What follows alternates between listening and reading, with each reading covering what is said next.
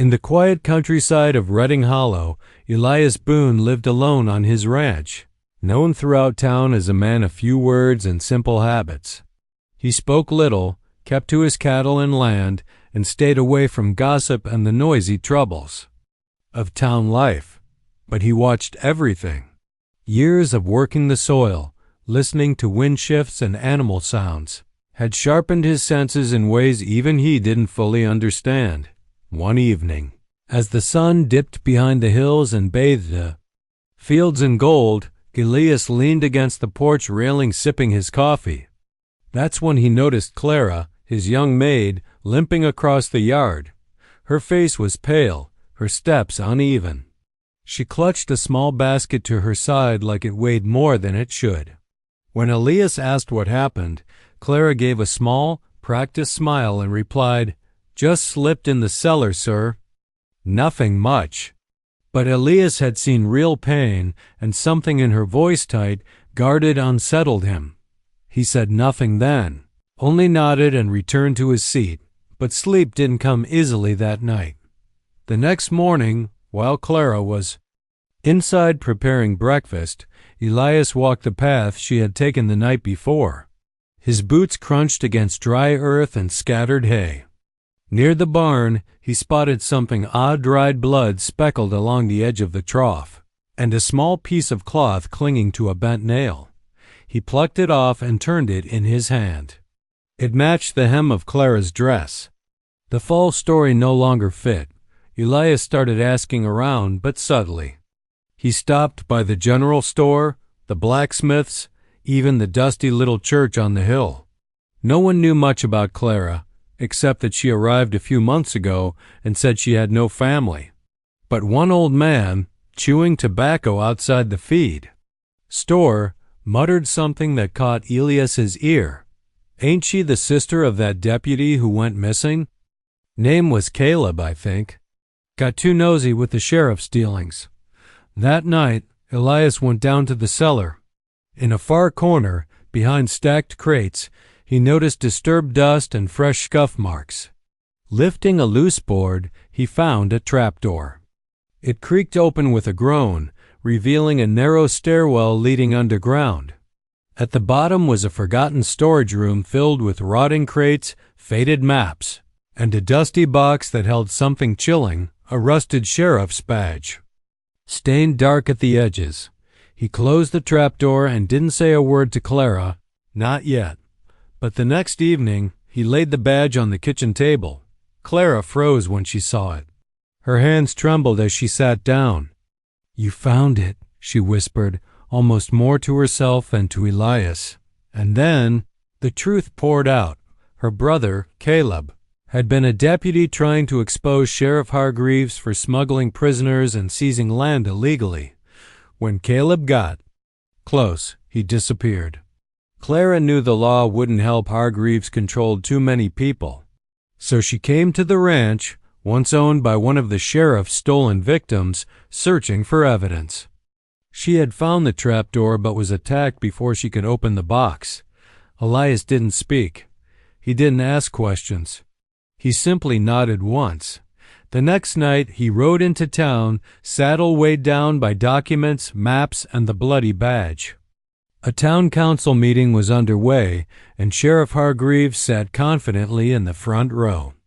Elias pushed open the doors, walked to the center, and threw the badge down. "Belonged to Deputy Caleb Harper," Elias said. The whole room turned quiet. "What is this, Boone?" the sheriff demanded, but Elias ignored him. He turned to the federal agent who'd been visiting town for tax fraud investigations and handed over the rest of the evidence dot by morning. Sheriff Hargreaves was in chains. His network collapsed quickly. Old crimes came to light, and buried bodies were uncovered. The town was shaken, but relieved. Clara no longer walked with fear. She stayed at the ranch, not as a maid, but as a partner in rebuilding the land her brother once protected. And Elias Boone, the quiet rancher, went back to his porch and his coffee. The silence on his land no longer hid secrets, it held peace. That night, Elias Boone couldn't rest. He lay in bed staring at the wooden ceiling above him, listening to the soft creaks of his old ranch house and the distant howl of a coyote. His instincts, honed by years of living off the land, whispered something was wrong. Clara's limp wasn't. Just a twisted ankle. It was too sudden, too quiet. And the look in her eyes, half fear, half something else, haunted him like the sound of a breaking branch in a still forest. At dawn, as Clara swept the porch with a slight wince in her movements, Elias walked the path she had taken the night before. The morning air was crisp, and the ground still held the dampness of last night's dew. Near the barn, he paused. A dark patch on the hay caught his eye. He bent down, touched it. Blood-dried but unmistakable. A few feet away, a thin strip of blue fabric was snagged on a rusted nail jutting from the doorframe. He stood there for a long moment, his jaw tight, eyes scanning the area. The blood, the cloth, her lie. This wasn't just a fall. Back inside, Clara moved slowly, carefully, placing eggs on the skillet as if she hoped her limp might go unnoticed. Elias didn't mention what he saw. He simply said, "I'll be out working the north fence," and left. But he didn't head to the fence. He went to the cellar. The place was dim and musty, filled with old tools and forgotten crates. At first he saw nothing, but then he noticed it, dust disturbed in the far corner. Crates shifted slightly out of alignment. Pushing them aside, he discovered a wooden panel on the floor, slightly cracked and uneven. He pried it up and found a trapdoor, old and creaky, but recently used. Elias lit a lantern and descended into darkness. Below was a narrow passage, its stone walls chilled by years of isolation. At the end, he found a small underground chamber. Shelves lined with rotting papers, a cracked wooden desk, and scattered crates stamped with an unfamiliar government seal. On the desk, under a layer of dust, lay a sheriff's badge, its edges rusted, its center stained dark red. Elias stared at it, the weight of the discovery pressing on his chest. That night, as the sun slipped beneath the horizon, he confronted Clara. He didn't raise his voice. He simply placed the badge on the kitchen table and looked at her. Her face went pale. The color drained from her lips. She sat down slowly, eyes fixed on the badge. "I didn't want you involved," she said quietly. And then she told him everything. Her brother, Caleb Harper, had been a deputy, a good one. He began investigating the local sheriff, Walt Hargreaves, after uncovering strange records and illegal property transfers. Then Caleb vanished without a trace. The official story was that he'd run off. Clara never believed it. She followed the trail here to Elias's ranch. It once belonged to a man named Fletcher Kane, who disappeared years ago under suspicious circumstances. Clara took the maid's job under a false name, hoping to find evidence. Last night, she finally discovered the trapdoor, but someone followed her. She was attacked, warned to leave town. She hadn't expected Elias to notice. She hadn't expected anyone to care. Elias looked at her, his weathered face unreadable. Then he said, "They thought no one would be watching." He stood up. They were wrong. The next evening, Elias rode into town. He wasn't dressed like a hero, just his old denim, worn boots, and the same wide-brimmed hat he'd worn for decades. But slung over his saddle was a satchel full of documents, maps, and that rusted badge. He walked into the sheriff's office without knocking. 2 federal agents were there, visiting for an unrelated matter. Elias placed the badge on the desk, followed by the papers. "This belonged to Deputy Harper," he said, "and it's time you looked into what happened to him." By morning, Sheriff Hargreaves was in custody. The hidden crimes, land theft, smuggling, even murder came to light. The town buzzed with disbelief, but Elias said nothing more. His part was done. Clara stayed on the ranch, no longer as a maid, but as a woman rebuilding her brother's name. The porch, once silent, now carried voices, laughter, and peace. And Elias? He returned to his quiet life. But the land around him no longer whispered warnings. It breathed easier, freed from its buried secrets. Ask ChatGPT. Elias Boone had always kept to himself. The townsfolk of Reading Hollow knew him as a man of few words and deep thoughts. He rarely ventured off his ranch, except for supply runs and the occasional church service. But something about his new maid, Clara, had begun to gnaw at him like a splinter under skin. After discovering dried blood near the barn and a torn piece of her dress on a nail, Elias couldn't ignore the unease. Clara had told him she'd slipped in the cellar, but her story didn't match the evidence. The limp, the silence, the fear in her eyes, it didn't add up. So he did something he hadn't done in years. He started asking questions. Elias went into town the next morning, moving with his usual quiet pace, tipping his hat and offering polite nods. He didn't pry, just gently steered conversations toward Clara, asking who knew her, where she came from, what folks thought of her. Most people had little to say. She was polite, hard-working, but a stranger to everyone. No family in town.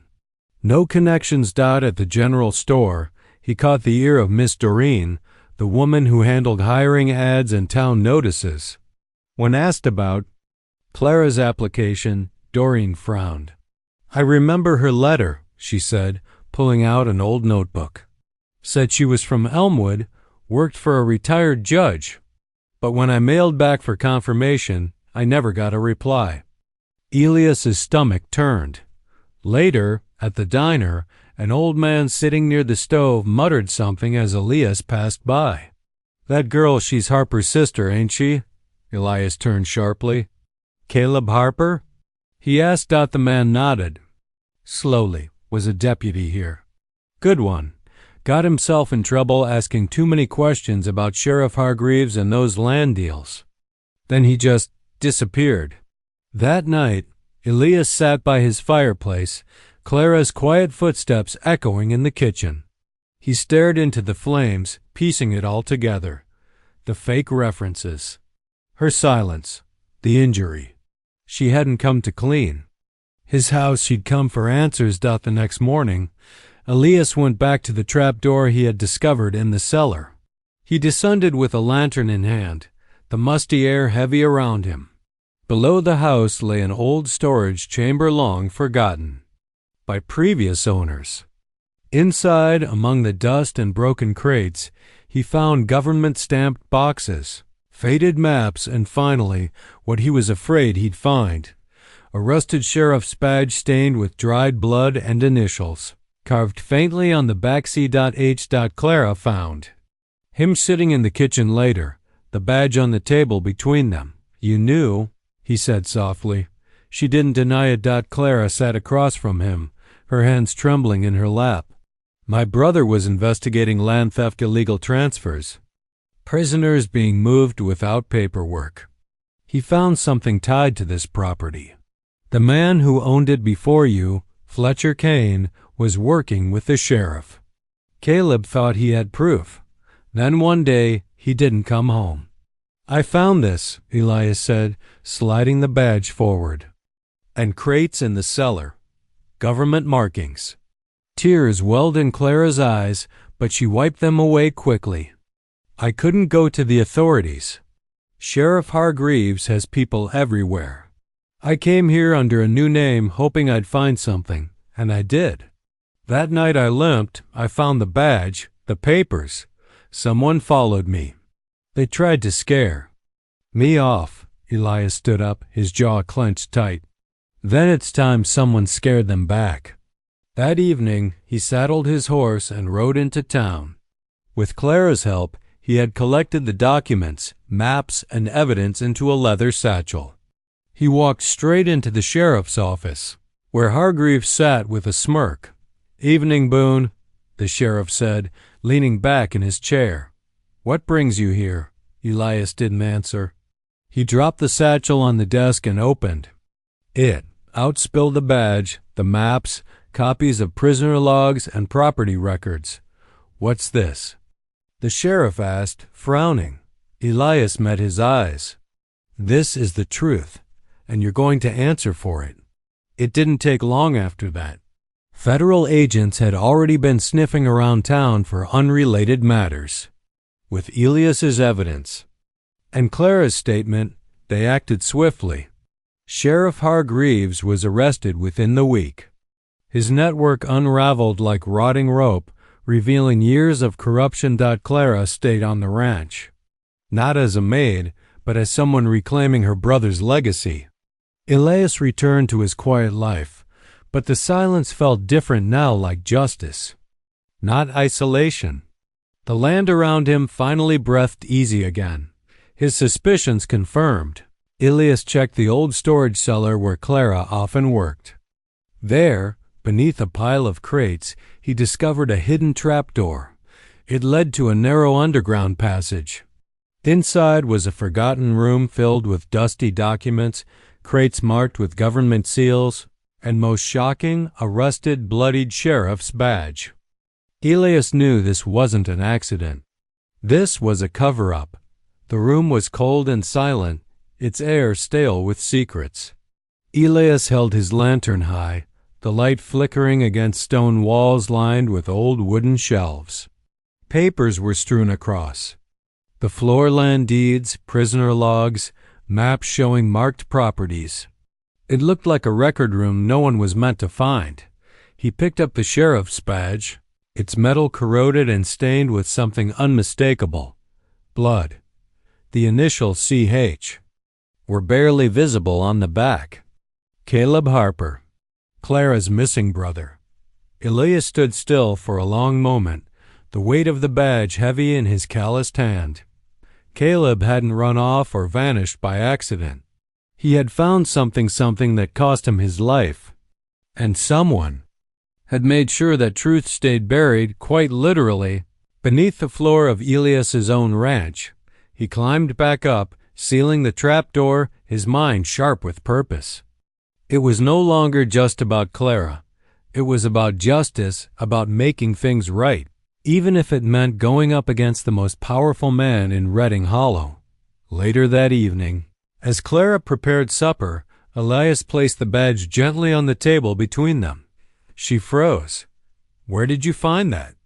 She whispered. "In the cellar," he said. "Under crates, down a hidden passage. There's a room full of records, maps, logs. Your brother's initials were carved on the back." Clara sat down slowly. Her hands trembled as she pulled at the jewel, as she pulled the third badge closer. "I was right," she said, her voice cracking. "He did find something. He wrote me a letter before he vanished. Said the sheriff was selling off government land, transferring prisoners off the books. I tried going to the state office, but no one listened. They said Caleb went rogue, that he disappeared on purpose." "They were wrong," Elias replied, "and now we have proof." Clara's eyes met his, full of both fear and hope. "If you show this, you'll be putting yourself at risk." "I'm used to danger," Elias said quietly, "but I'm not used to ignoring it." The next morning, Elias and Clara rode into town with the documents bundled in a canvas satchel. They didn't go to the sheriff. They went straight to the Tinti Town Hall, where federal investigators happened to be present, reviewing land dispute claims unrelated to the case. It was perfect timing. Elias stepped forward, his voice calm but firm as he laid out the contents of the satchel. "These records, these crates, they were hidden under my ranch. That badge belonged to Deputy Caleb Harper. He was killed trying to expose what Sheriff Hargreaves was doing." The room went quiet. The federal agents began examining the documents, eyebrows raised in shock. One of them turned to Elias. "Where exactly did you find this?" "In a sealed cellar chamber. I can take you there." Later that day, Agents escorted Elias and Clara back to the ranch. What they found in that hidden room was more than enough. The paper trail pointed clearly to illegal land seizures, smuggling of prisoners, and direct involvement from Sheriff Hargreaves. Within 48 hours, the sheriff was arrested. His deputies were questioned, and the town's long shadow of corruption began to lift. Clara stood quietly on the porch that evening, the sun casting gold over the fields. "You believed me," she said softly. "I saw what you saw," Elias replied. "I just couldn't look away."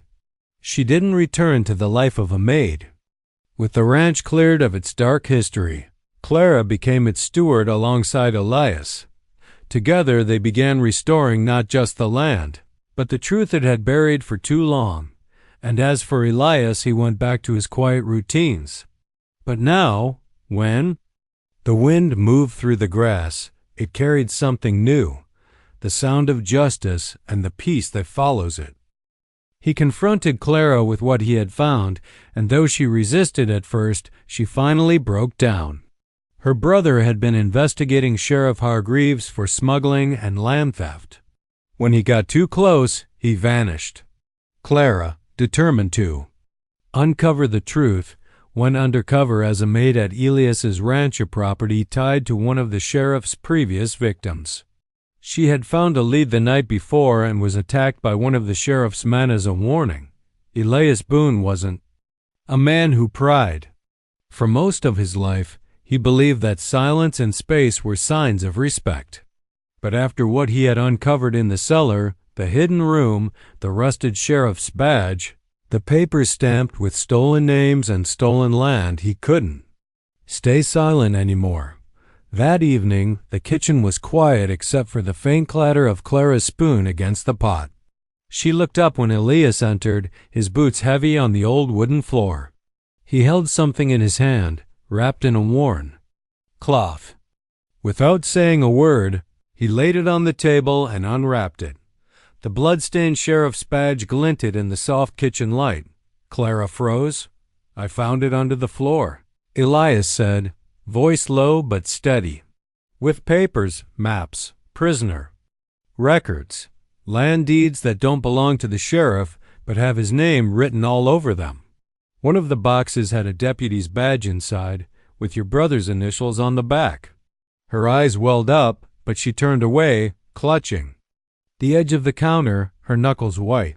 "You don't have to lie anymore," Elias said gently. "Not to me."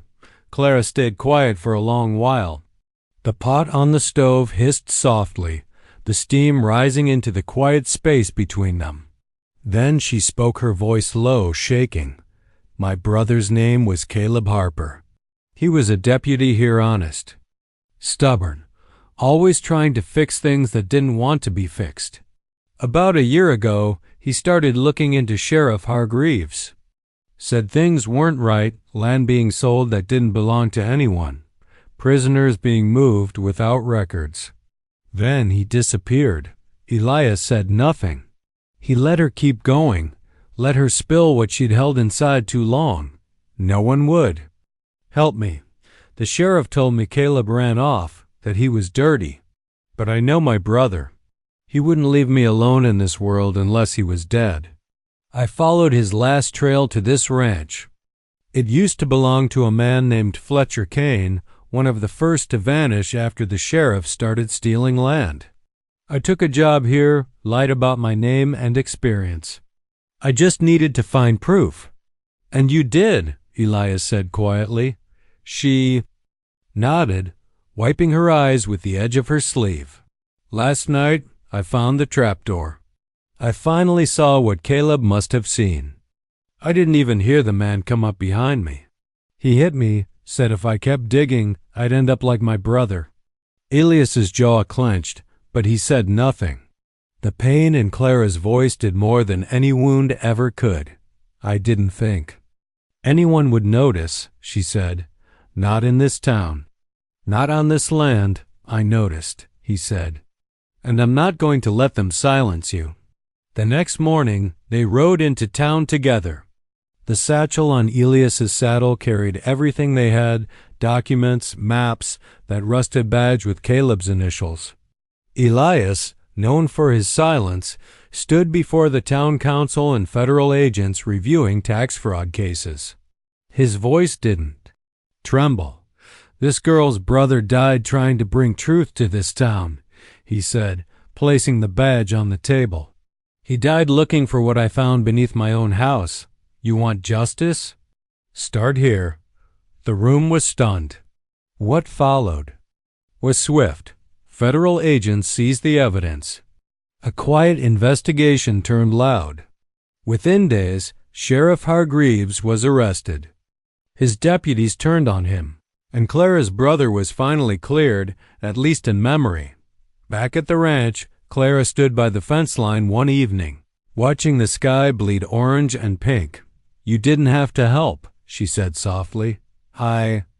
"No," Elias replied, "but I reckon silence lets things rot. Maybe it's time I stopped being silent." The ranch, once heavy with unspoken things, began to breathe again.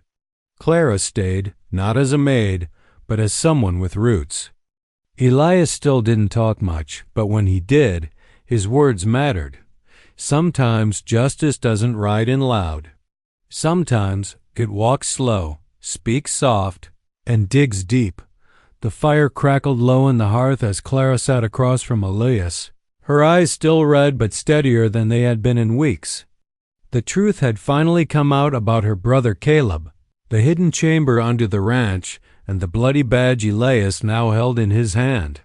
She looked at him, not with hope, but with the quiet disbelief of someone who had carried grief alone for far too long. "I don't know what happens now," she whispered. Elias Boone looked up, eyes fixed and steady. He wasn't a man of many words, but the ones he spoke now held the weight of something larger than himself.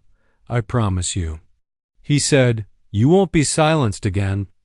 She stared at him for a long moment. Then, slowly, she nodded. That night, while most of Reading Hollow lay asleep or wrapped in its usual routines, Elias saddled his horse, packed the leather satchel with everything they had, maps, records, land deeds, Caleb Harper's old notes, and the rusted sheriff's badge still stained with blood, and rode into town beneath a moonless sky. The town hall meeting was already in full swing. Councilmen in crisp coats sipped sweet tea, while Sheriff Hargreaves sat comfortably at the head of the table, trading jokes and reassurances about local taxes and border disputes.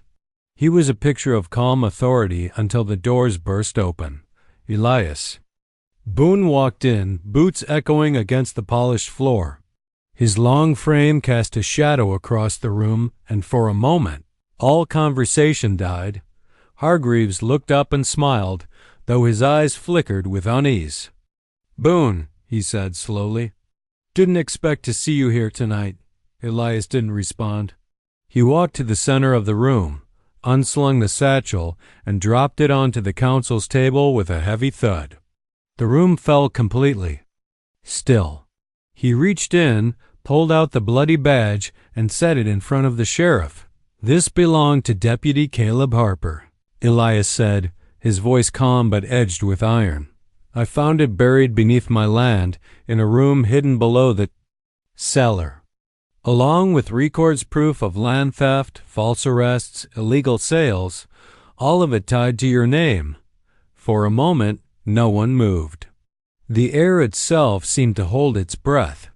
The sheriff laughed, but it was thin. "That's a hell of a story, Boone. From a man who doesn't speak much." "I didn't need to speak," Elias said. "Just needed to see. And I saw everything I needed down in that cellar." One of the federal agents present, a young man in a gray coat who had been investigating unrelated tax fraud, stood up and opened the satchel. His eyes scanned the documents quickly, then slowed. As he read further, his brow furrowed. "These aren't copies," he muttered. "These are originals. Land deeds, prisoner transfer logs, notes in Caleb Harper's handwriting." The councilmen began to stir. One whispered something. Another leaned back in his chair, looking pale. Sheriff Hargreaves tried to stand. "This is nonsense. That room, those records, anyone could have planted them." "Then why," Elias interrupted, "is your signature on nearly every one?" The agent pulled out a sealed envelope, opened it, and read. "This is a witness account from Caleb Harper. He detailed exactly how you falsified property transfers, how you made people disappear to take their land. He names 2 deputies. One is already dead. The other is still on your staff." The room shifted from silence to something else uneasy. Murmurs, eyes turning, doubts surfacing like cracks in glass dot by morning. Sheriff Hargreaves was in custody. Back at the ranch, Clara stood by the fence line, watching the mist roll off the hills. The town was buzzing with news, but out here, the air was still and clean. Elias joined her quietly, handing her a folded newspaper. The headline read, "Sheriff exposed in land theft scandal. Deputy sister brings truth to light." She took it slowly, fingers brushing the print like it might vanish if she held too tightly. "He'd be proud," she said, her voice soft. Elias nodded. "He didn't die for nothing." "No," she whispered, "not anymore."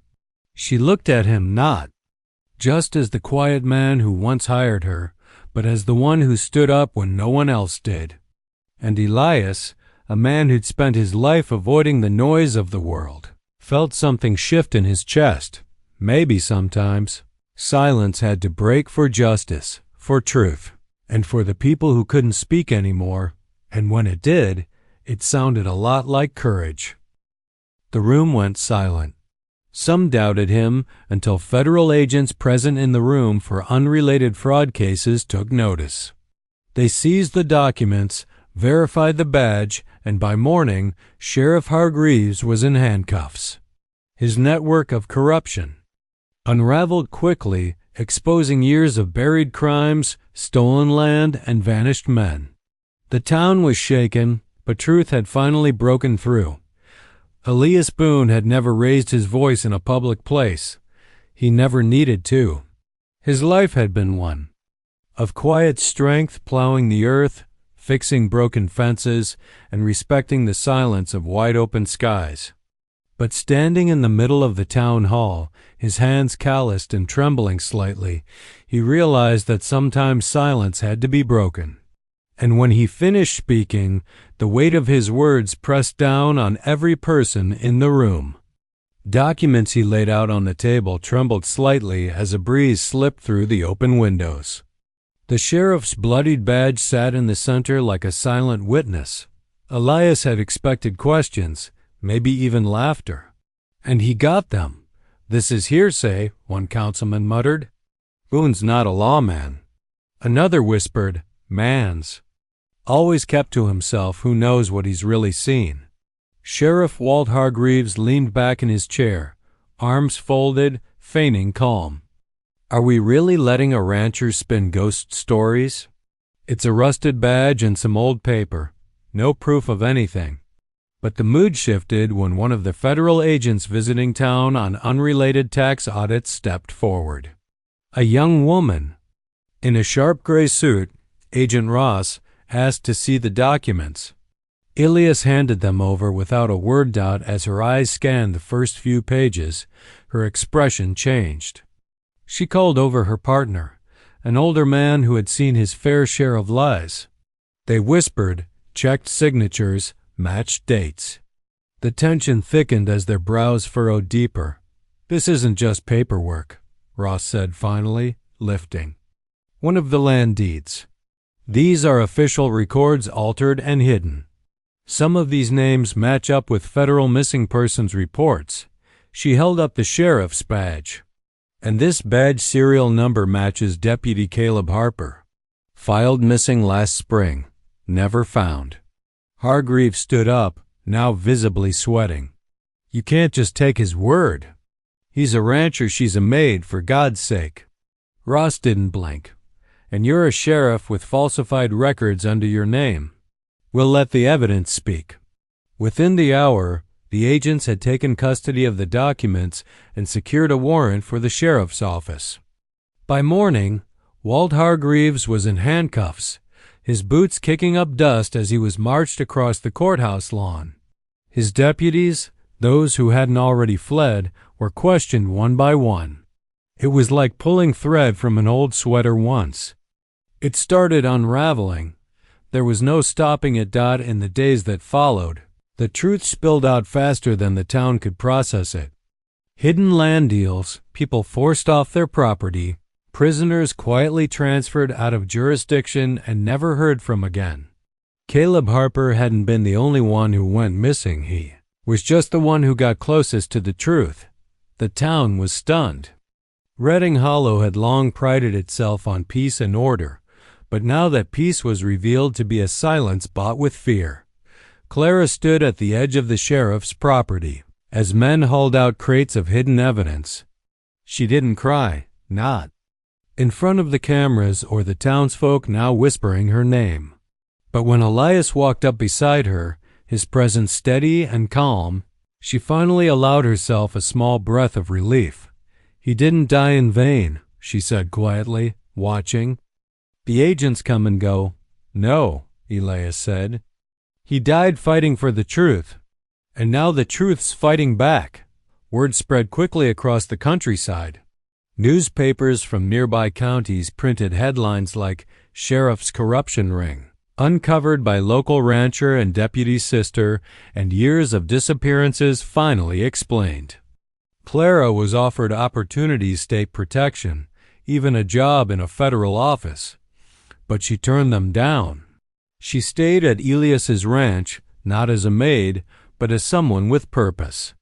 She helped repair the broken fence lines, repainted the old barn, and planted new crops where the soil had long gone dry from neglect. Elias returned to his quiet life, but people looked at him differently now. They nodded with more respect, paused longer in conversation, listened more carefully. He hadn't just exposed corruption. He reminded a town that silence, while comfortable, could sometimes be a mask for the worst kinds of lies. And when that mask was lifted, justice didn't scream. It spoke with calm certainty, and it was heard. Clara was offered a new life free from fear. She stayed on the ranch not as a servant, but as Elias's trusted partner in rebuilding the land.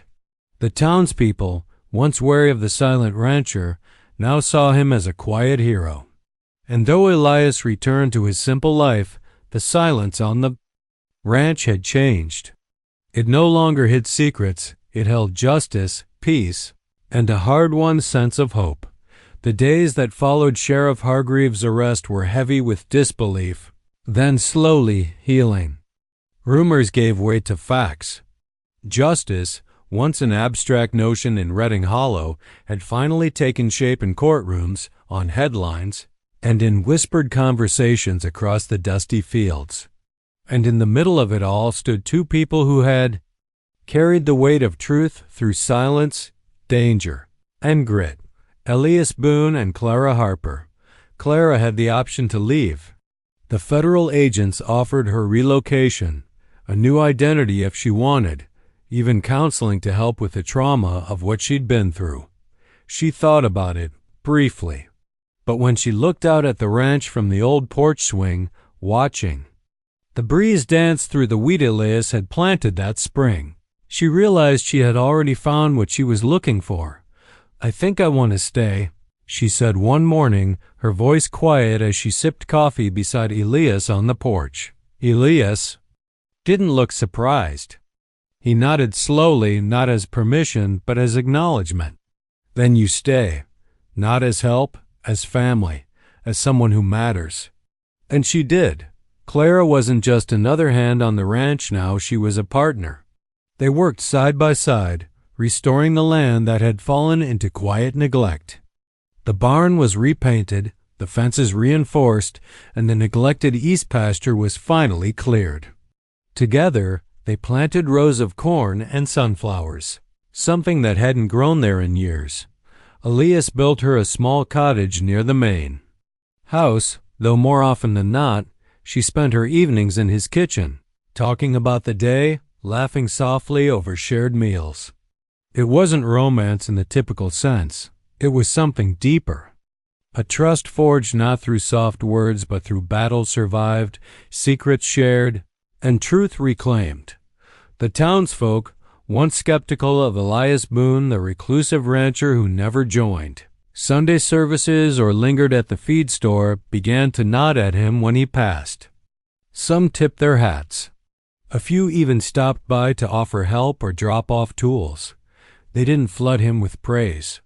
They knew better, but they respected him now. They knew that behind his quiet eyes was the man who brought justice when no one else dared, and Clara, they admired her too. Children stared at her in awe, having overheard their parents talk about the brave Maid who brought down the sheriff. Women came to her for advice. Men offered to fix things around the ranch, only to be kindly turned down. Elias and Clara could handle it just fine. As the summer faded into fall, the ranch grew quieter again, but it was a different kind of quiet. No longer did it carry the weight of hidden truths or the fear of someone watching. It was the kind of silence filled with meaning. Peaceful mornings, the sound of wind through the trees, the creak of boots on old floorboards, the hum of insects. In golden fields. A silence earned. One evening, as the sun dipped behind the hills, Clara sat on the porch while Elias mended a saddle. The sky was awash in soft oranges and purples. She looked out over the land and smiled. "I used to think silence meant danger," she said softly. Elias didn't look up. "It did," he replied. "And now?" He glanced up at the sky. "Now it means peace." She nodded, her eyes shining not with tears, but with something warmer, something steadier. Hope. And so the ranch lived on, not just as a place where crops grew and animals grazed, but as a quiet monument to truth, resilience, and the kind of strength that doesn't roar but endures. The wind still whispered through the grass. The stars still lit the sky. But the silence that once held fear now held something else entirely: justice, healing, and the promise of a better tomorrow.